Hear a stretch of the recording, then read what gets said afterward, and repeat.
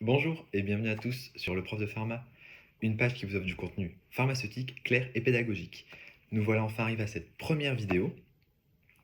Donc aujourd'hui, nous allons aborder une classe médicamenteuse banalisée que vous vendez tous les jours au comptoir, si vous faites du comptoir bien sûr, que ce soit avec ou sans ordonnance. Vous voyez de quoi je veux parler? Non, c'est pas le Doliprane. Nous allons parler aujourd'hui des IPP. Mais alors, qu'est-ce qu'un IPP? Un IPP, on va développer ensemble cet acronyme.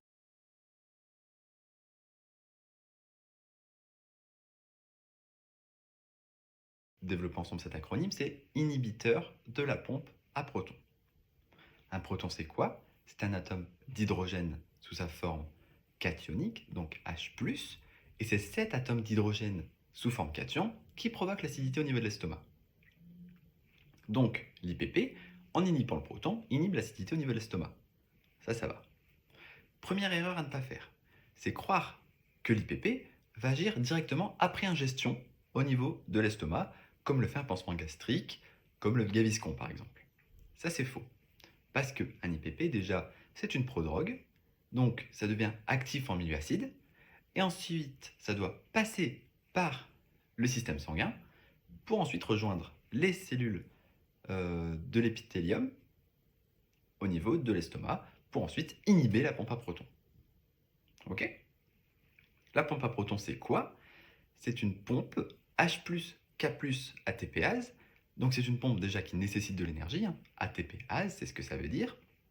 Et ensuite, c'est une pompe du coup à deux facteurs, un proton H+, et un ion potassique K+.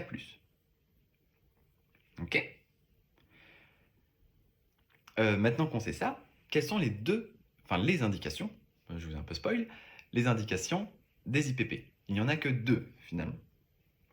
D'abord le reflux gastro-œsophagien, et ensuite la prévention ou le traitement de l'ulcère gastrique.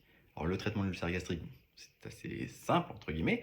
La prévention, c'est quand même assez limité. C'est techniquement la prévention chez les personnes vraiment à risque, notamment les personnes âgées, etc.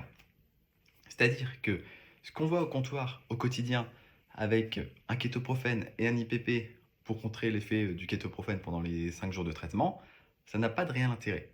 En tout cas, ce n'est pas vraiment les recommandations.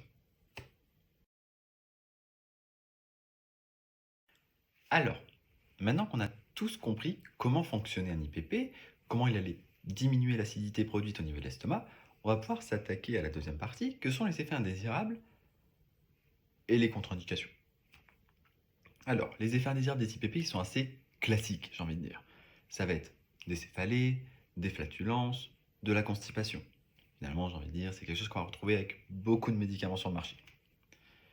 Ce qu'il faut quand même retenir, c'est qu'un effet rebond est possible à l'arrêt du traitement par IPP, surtout chez les patients qui prennent un IPP au long cours. Et ça, on en connaît tous, hein, des patients à la pharmacie qui prennent un IPP depuis 30 ans. C'est-à-dire que chez ces patients-là, il va falloir diminuer les doses progressivement pour éviter d'avoir cet effet rebond à l'arrêt du traitement. Mais donc, il faut l'avoir en tête. Un effet un peu plus rare, mais qui peut survenir, et donc qu'il faut quand même connaître, c'est le risque de fracture. Alors, vous allez me dire, comment un IPP peut provoquer une fracture? Alors, l'IPP, on a dit qu'il baissait l'acidité au niveau de l'estomac. Cette baisse d'acidité diminue l'absorption du calcium au niveau de l'estomac.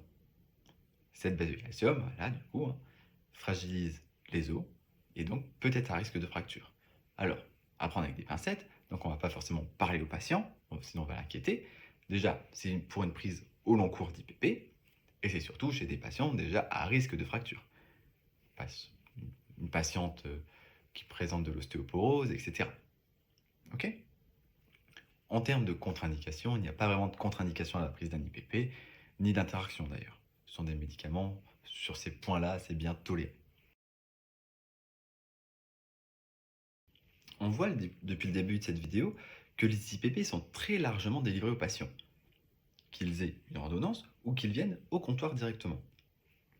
Ainsi, on considère aujourd'hui qu'un quart de la population est sous IPP. Un patient sur 4, c'est énorme. Le rôle du pharmacien est majeur. Il faut qu'il arrive à détecter les patients qui ne nécessitent pas de prise d'IPP pour ensuite soit ne pas le délivrer si c'est en vente libre, Ou alors au moins en parler avec le prescripteur pour une éventuelle déprescription de cette IPP. D'autant plus que certaines études, donc alors voilà, on a encore des études, on n'a rien de prouvé, mais des études tentent à démontrer que la prise d'un IPP au très long cours augmenterait le risque de cancer gastrique. Voilà, donc le rapport bénéfice-risque d'un IPP sur le long terme est quand même assez limité. Bon, sinon, pour les patients qui en prendraient, quoi qu'il arrive, quelle est la bonne façon de le prendre? Un IPP, ça se prend 30 minutes avant les repas. Ça se prend théoriquement à jeun. Là, il va y avoir deux équipes. Il va y avoir les gens qui vont dire prise le matin ou d'autres qui vont dire prise le soir. Moi, j'ai envie de vous dire, peu importe. On le prend quand, finalement, le désagrément est le plus présent.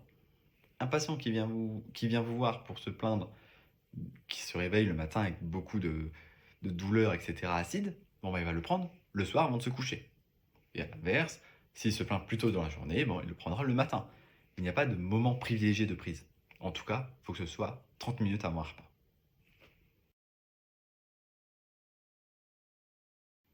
Et voilà, c'est déjà la fin de cette première vidéo. J'espère que le thème vous a plu, que le contenu vous a inspiré, que vous avez appris des choses ou au moins révisé.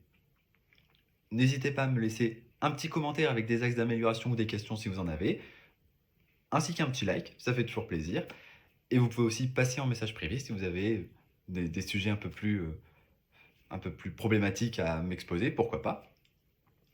En tout cas, moi, c'était un plaisir de faire cette première vidéo. J'ai hâte d'être à la semaine prochaine et j'espère vous voir nombreux. Bye bye!